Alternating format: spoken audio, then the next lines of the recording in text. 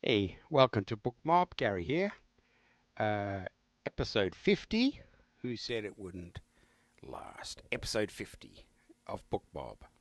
Woohoo.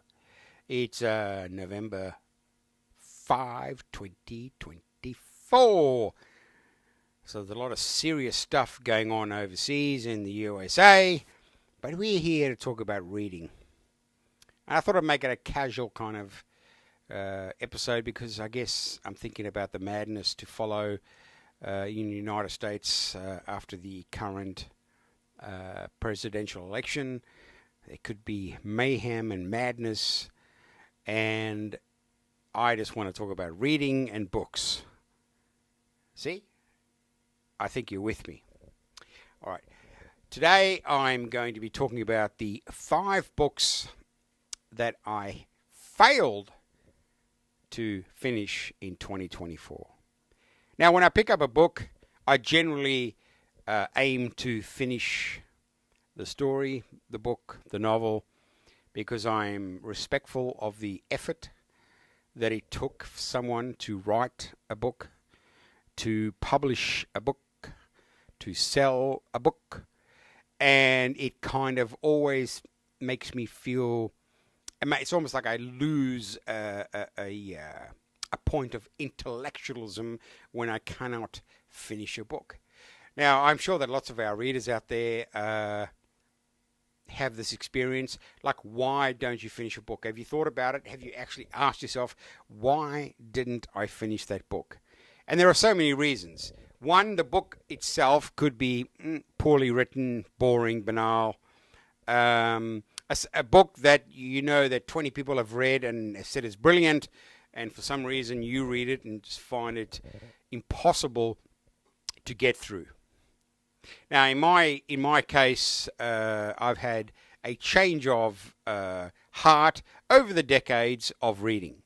Initially, I forced myself to read books despite how I felt about it. So if I opened a book, I had this sort of obsessive need to finish the book despite the lack of enjoyment or the lack of interest, the lack of engagement. So I would literally force myself to read books from page 1 to page end. And I discovered, initially I thought that was a good thing. And then after years on reflection, I look back and go, if my reading mind was focused on just getting to the end of the book, how could I possibly enjoy it? And you know what? I never did. So then I moved into a phase where if I read a book and I found that it wasn't engaging me, I would just throw it away. Well, put it aside and go, better luck next time. And then years after that, I discovered, hold on a minute, sometimes you need to stick through with books that initially you want to put down because, for whatever reason, you're not engaged, you're not enjoying it, it's not entertaining, it's draining your time. So I then worked out that you've got to give your books some sort of reading time that doesn't distract from the story. Like, there's no point in reading a book 50 pages and on the 75th page, because you'll never know because you never reach that. So then there's a balance. Okay, how do you know when a book is going to take off? A book that you're challenged by a reading that you cannot get into, and then all of a sudden, the only way you can do this is if you go back, look at books that you started that you really thought, I'm just not going to make it through this, but then you do because you suddenly find yourself engaged and fully into a book. It may even turn out to be one of the best books you've ever written. But that's life. It's like Cupid, isn't it? You shoot the arrow for love and romance, and it misses most of the time, but occasionally you hit one right in the heart. Not that I have had any problems with romance. Anyway, so I picked 5 books in 2024 that for various reasons I did not complete. Now, the first one, The Crow Girl. Now, this is written by a duo. I've never been a big fan of, two people like creating one story. And then I kind of softened my sort of hard ass attitude towards that because Stephen King did part, and I think I read a couple of Stephen King novels this year with his son and with Peter Straub. So I'm not saying it's a no reading situation, but I'm still not a big fan of two people in one story. Not that it actually is bad, because the irony is the Crow Girl. I read this and I loved it up until, how far did we get? Okay, so I got to page 533 on the 29th of September 2024 of a book. So that was of a book of how many pages? Nearly 800 pages. Now, this book was given to me by my therapist, in fact. He said, "I know you like to read, Gary. Here's a book. Do you want it?" And I went, "Yeah." I don't usually take books from people because no one knows what I like, and I don't even know what I like. But anyway, regardless. So the Crow Girl is this sort of is this Swedish or like Nordic crime drama. But the problem is, it's just this constant narrative about murdering kids and pedophilia. Look at the thick of it. It's just, you can only take so much negativity and ugliness.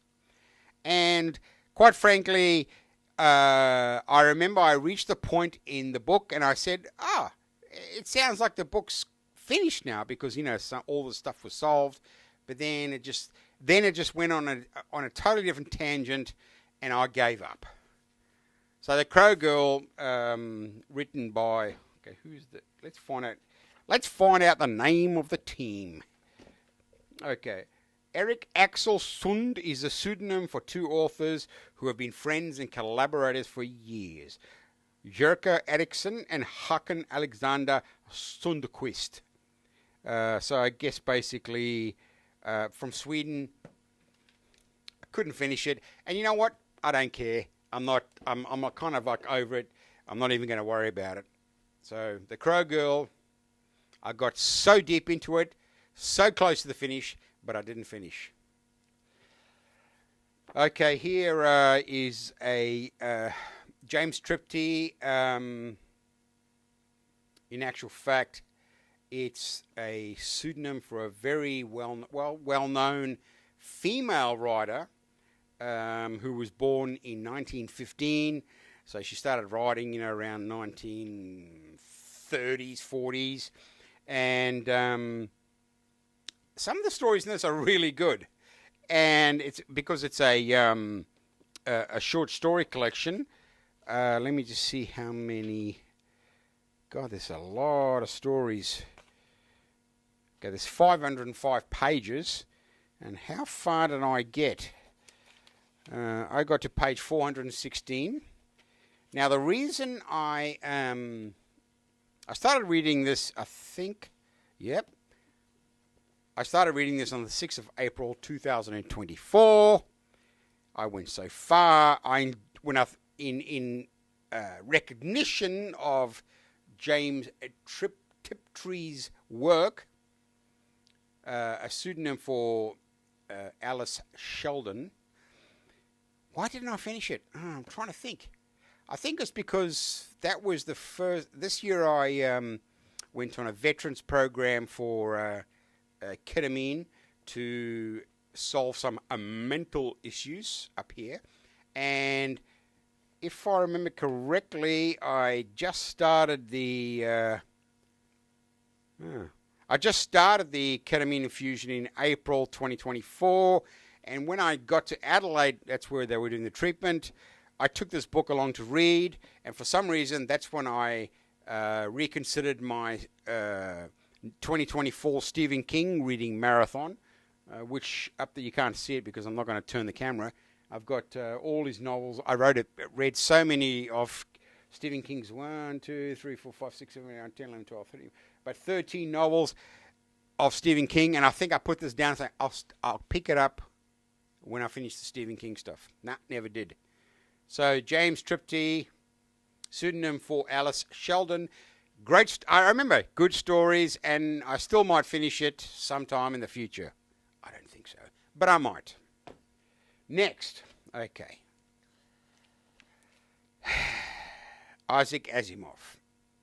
Now, I know there's been a Apple TV series on his Foundation series, but when I think I watched season 1 and I went, it's got nothing to do with the books.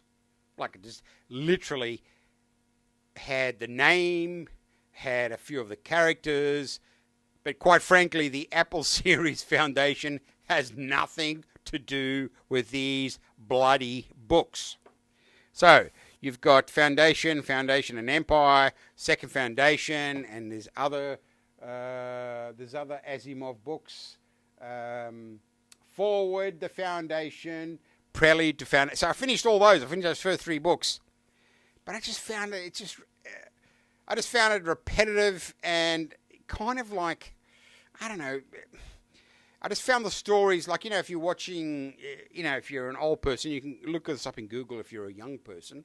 In the 60s and 70s, if you went to the movies, before the main movie, they'd have like a serial, a 45-minute film that was the same, was like a TV series, but in the cinema, and it was episode 1, episode 2, episode 3, and they were like cliffhangers, cowboys or astronauts, and it was really basic writing, basic stories. It was just entertainment.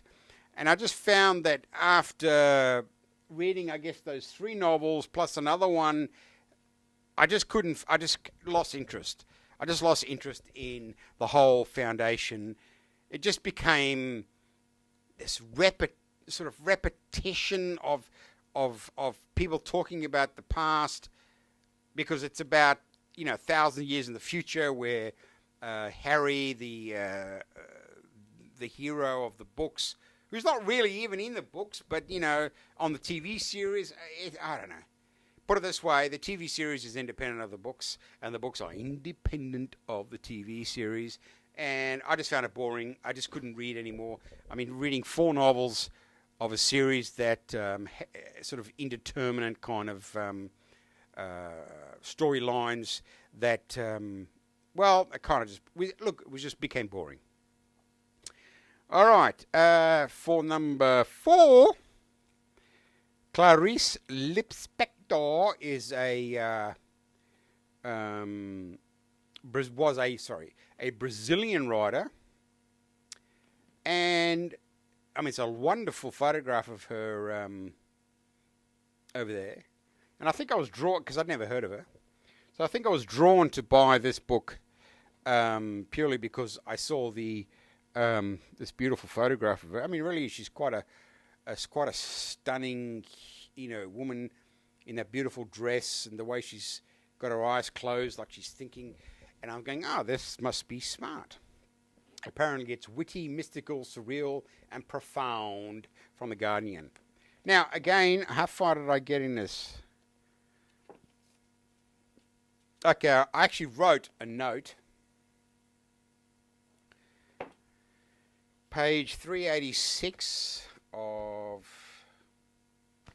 nearly 800 pages. Not sure if I can finish this collection.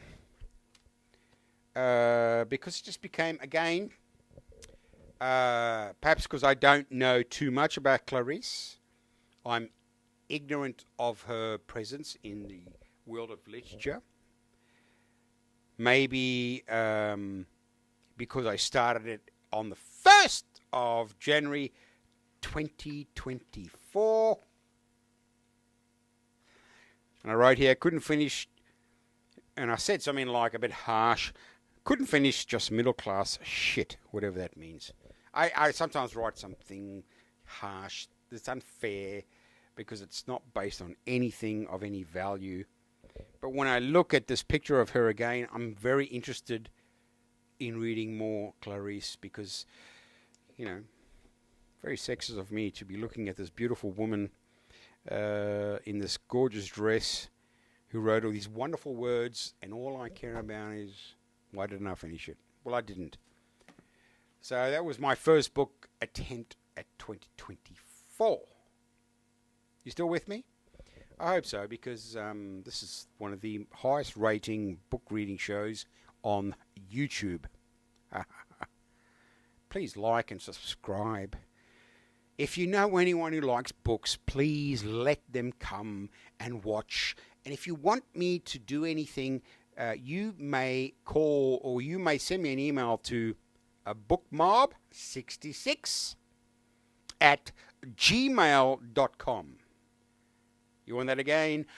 BookMob66 at gmail.com. Send me letters, send me ideas, send me book ideas, send me ideas for books that you've read and you disagree with me, or Gary, what do you think of this book, blah, blah, blah. You know what I mean. Come on, let's get some engagement here. It's funny, my last video only had 4 views, bloody 4 views, whereas the one before that had 100 views. I don't know. Anyway, it's not about views, is it? Well, it kind of is. It's not really about views, but it kind of is. So, if you don't mind, can you spread the word? It's all about reading and books and writers and bookshops. I'm really thinking about doing an episode on bookshops in Sydney, second-hand bookshops, actually any bookshop in Sydney, because there's just not a lot of them. All right, finally, we come to the the 5th book of 224 that I failed to finish. Now, this is a book I've even failed to start. And the reason for that is because I read Lindsay Ellis's 2 novels as part of this trilogy. I don't know where those balloons came from. I don't know where. Anyway, so this is the 3rd book in the Numina series about aliens who are on Earth creating havoc. There's all different types of aliens. There's a subspecies and a species, and there's a sort of protagonist who is very close to one of the aliens, and then there was another protagonist who got shot in the head, and he's not part of the story anymore because he's dead. But the first 2 books, and I've written. Go to Goodreads, Gary Daly Goodreads. You can read my book reviews on those 2 books.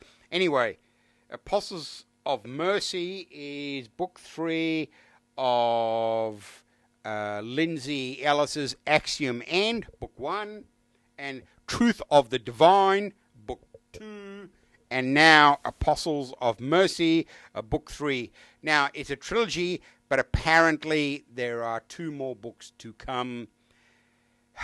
So I don't know. I mean, I haven't even opened this because when I finished Truth of the Divine, I kind of gave up. I just got tired.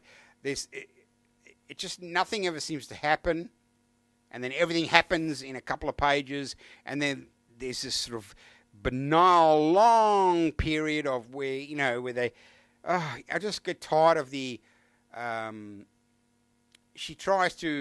tries to create this relationship, but I don't think she goes deep enough to explain the relationship of the various different types of aliens and why they behave in the way that they do to each other, let alone the human-alien interaction, which is ambiguous as well. But according to the literati, gripping and relentless. I absolutely tore through it. First Contact has not been going well. No, it hasn't.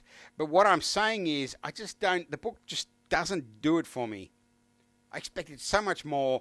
I avoided reading Axiom's End for years or for a long time because I picked it up and went, it just doesn't.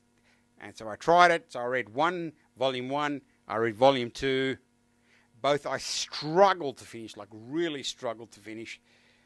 And because I bought volume 2 and 3 together, I made the, I thought, maybe I'll buy the whole trilogy and I'll get through it. I don't even think I'm going to start. But if there's a zombie war or an apocalypse after November 5 in America, maybe I'll just be reading what I've got on hand. So who knows, maybe I will read this book in 2025. All right. That's it for the 5 books that I failed to finish in 2024. Why do we not finish books? We not finish books because they're not engaging, they're not entertaining. Life issues get inside the way. You go away, you go on holiday, you come back. You can't remember the plot, so you either start again or pick up a new book. We all have these excuses. But just remember, there's no problem. If you don't like a book, just put it down. There is no one saying, you must finish that book. No, it doesn't exist. It's all in your mind. So if you pick, go out, buy a book, take a risk, and if you're reading it, you'll buy, intellectually, you'll know. No, I'm not interested in this. I don't like this. I'm not into it. Just put it aside. No one's going to say anything. I won't tell anyone. You won't tell anyone. Just don't pretend you've read it, though. That's the other thing. You can always say, I attempted to read that book, but it never did it for me. Okay, so I'm now currently almost finished another fantastic Dan Simmons novel, Drood. Now, this is a great book. Man, has this book really captured me, and I just love it. And I think I'm going to do a whole episode on Dan Simmons' Drood because it's about Charles Dickens and Wilkie Collins, and it's a mad and kind of really postmodern attack on how great people, how easy it is for great people, great writers to perpetuate myths about themselves, except Dan Simmons has a close look. Obviously, this man did a lot of research about Dickens and Wilkie Collins, and he came up with this fabulous, entertaining, engaging, mad story, Drood. And if you're a Dickens fan, you'll know that the final unfinished novel by Charles Dickens, I think it was called The Life of Edward Drood or something like that, but the name Edward Drood is quite synonymous with weirdness and wackiness in the world of literature. And Dan Simmons is such a great writer. He's prolific in the sense that I've only discovered him in the last year and a half, and I'm just trying to get through as many of his books as I can because they're not all published, they're not all out and easily. And this one I had to buy secondhand, and but it's just a brilliant book, totally worth. It's such a fun, engaging, entertaining read, and I really, really highly recommend it. And I'm going to do a great episode about this book on the next BookMob, episode 51. Anyway, so that's been episode 50 of BookMob. If you're still here, thanks for listening. Remember, read books, enjoy books, take risks, buy books. If you don't like them and you get through them or you get through part, just put it aside. No one's going to know. I'm not going to tell anyone. You don't have to tell anyone. So if you don't like what you're reading, just put it away. And then go and find another book. And remember, reading is special. Getting into the mind of an author. Your own mind reading the words of someone who may be long gone dead or in another country living right now, but you are part of their imagination. And this is different from audiobooks. This is different from movies and TV series. Reading is a superpower. And I guarantee you, the more you read, the more you will see the world for what it is. Reading opens your mind. Reading just gives you the intellectual power to rethink, to reflect on what you think is going on in the world. Plus, reading is fun. It's entertaining. Anyway, thanks for watching if you come this far. Again, please like and subscribe. Send me any emails at bookmob66@gmail.com, and I will happily and willingly talk to you, answer your questions, or do anything about books or reading or bookshops that you want to tell me, and we can share that knowledge with the world on YouTube. All right, thanks, guys, and I'll see you on the next episode. Bye-bye.